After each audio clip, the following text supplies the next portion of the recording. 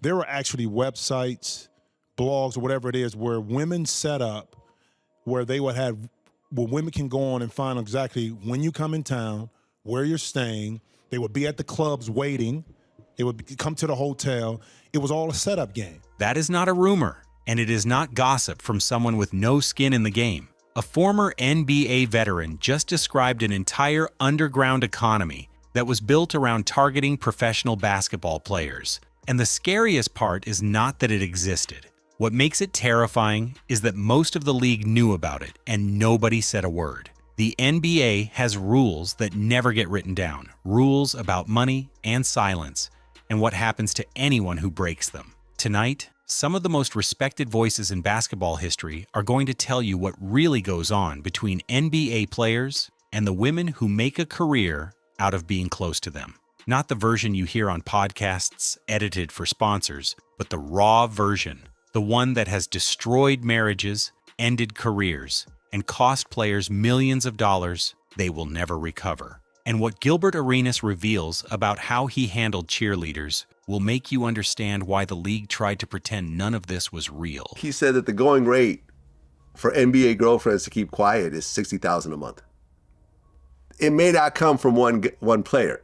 They may have like three players, each giving them 20. You know, you got this star player over here giving them 20, Lakers star player giving another 20, guy on Celtics give another 20, and she got her 60 and she good. $60,000 a month, and not for a relationship or anything close to love. That number bought silence. $720,000 a year paid out across multiple players just to make sure one person does not talk. And Nick Young is not guessing here. He lived in that world, saw how the system operated from the inside, and what he described was not some rare exception. That arrangement was the standard. What people do not understand about the NBA lifestyle is the cost of keeping it private. Everyone sees the fame and the money, but nobody sees the payouts happening behind it. Players were not just paying for companionship, they were paying for insurance. And if that insurance policy ever got canceled, the consequences could be devastating. Yeah, you can put me on blast, and no one in the NBA will ever touch you again. Yeah, you're done. Yeah. Because who gonna want that backlash, you know, because that's messing up money. That is the unwritten law of the league. Break silence and you get erased. No more access, no more invitations, no more payments. Every player in every locker room understood the same thing, which is that if one person gets exposed, the whole system falls apart. The blacklist was never about revenge. Protection drove it, pure survival. And this is where it gets darker, because some women figured out that the threat of going public carried more power than the silence money itself. For sure. She almost got him traded.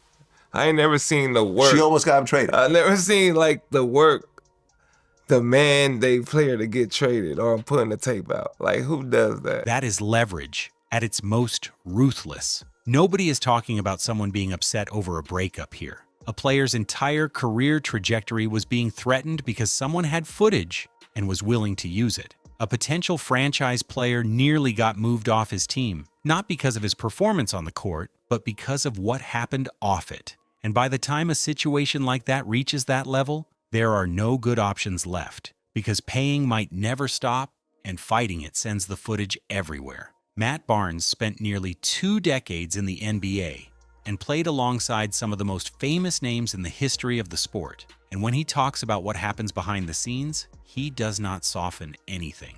When I say protect yourself too, to me it's not, I'm not talking nothing about sex, I'm just talking about protect yourself because it's a cold game, it's a business now for some of these women. You know, the next 18 years, whether you're together or not, that bread is coming out every month. 18 years. That is the number every NBA player should have tattooed on his wrist, because one night of bad judgment turns into almost 2 decades of financial obligation. The women Barnes described know exactly what they are doing, and none of it is accidental. Every move is calculated. I mean, with the draft, you know they got them chicks that's vulturing during the draft. They're like the future money makers in professional sports. Everyone.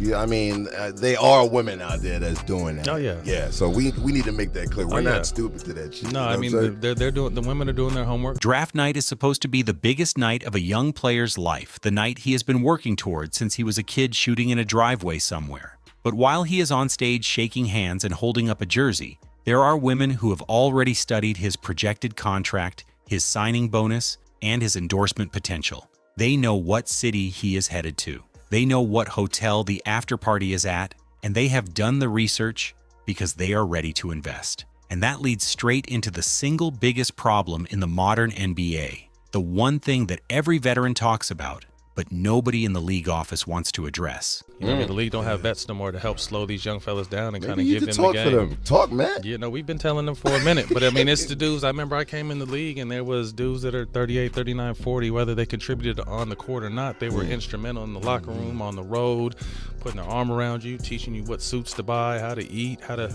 you know, what not to blow your money on, and watch out for these. Nobody wants to admit this part. The NBA used to police itself through its veterans, older players who would sit down with rookies and explain how the world really worked, not just basketball, but life, money, women, and danger. Those older guys were not on the roster because they could still run the floor. Their value came from keeping young players from destroying themselves before their careers ever got started. That safety net is gone now, and the young guys are the ones paying the price for it. It's mostly the young guys, because they always think they the first to something. So and then if you tell them you're wrong, you're a hater. Every generation believes they invented the game.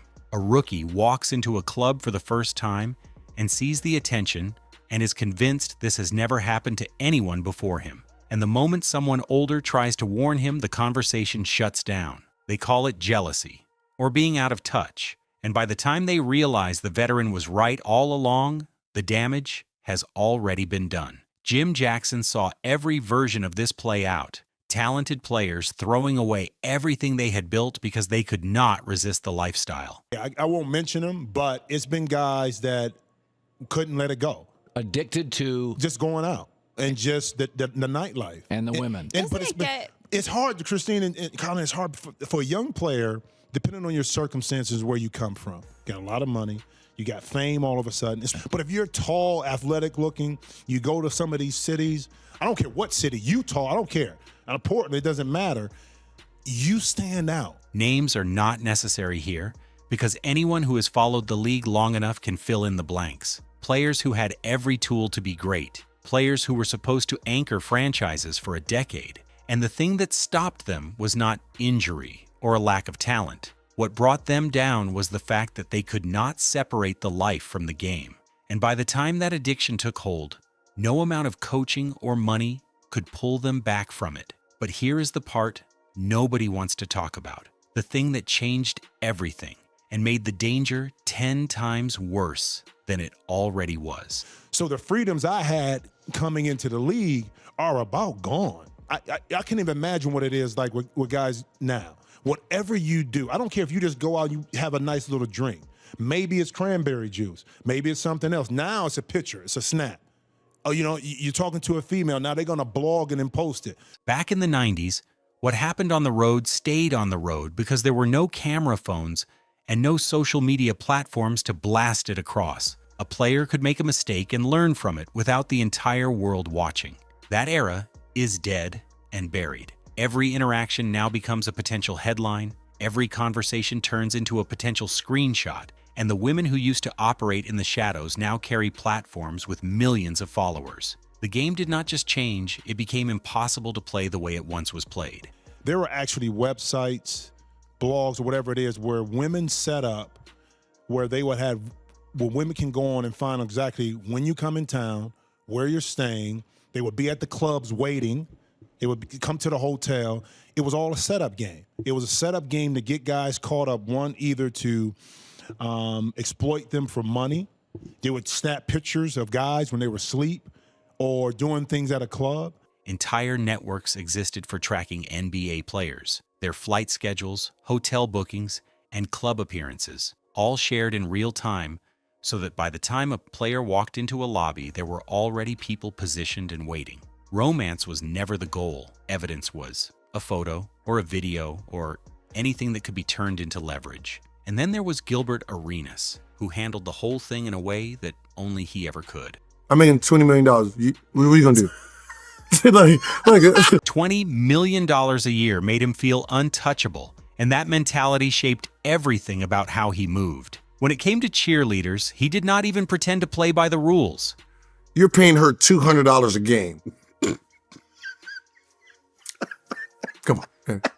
If I want to take her out to dinner, you really think she's going to say, oh, no, I want to save my $200? No. $200 a game versus dinner with a player earning $20 million a year. And the math on that never lies. Arenas understood something that most people refuse to say out loud, which is that when the gap between what someone earns and what someone else offers is that wide, loyalty to an employer becomes meaningless. The system was not broken by any stretch. It was designed to create exactly that outcome. And if you think any of this sounds exaggerated, listen to what La La Anthony told Larry King when asked about it directly. There are groupies in every city, but I try not to think about the groupies. I think about my relationship and I focus on the positive in that. The wife of an NBA star just confirmed that groupies are a reality in every single city on the map. Not some cities, but all of them. Her strategy for dealing with it was not to fight it or expose it. She chose to look the other way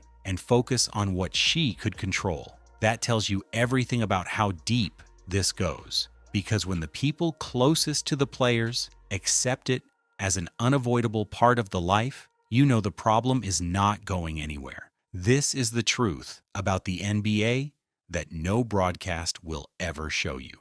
Behind every highlight reel and every championship celebration, there is a world of silence money and blacklists, set-up websites, and women who treat draft night like an investment opportunity. The veterans who used to protect young players from that world are gone. Social media killed whatever privacy remained, and the players who could not handle the pressure lost everything, not to injury and not to age, but to the life that comes packaged with the game. The NBA is not just a sport, it is a system, and the people who survive it are not always the most talented. They are the ones who understood early on what the game really costs. If this opened your eyes, hit that like button. If you think the league should do more to protect young players, drop your thoughts in the comments. And if you have not subscribed yet, now is the time, because we are just getting started.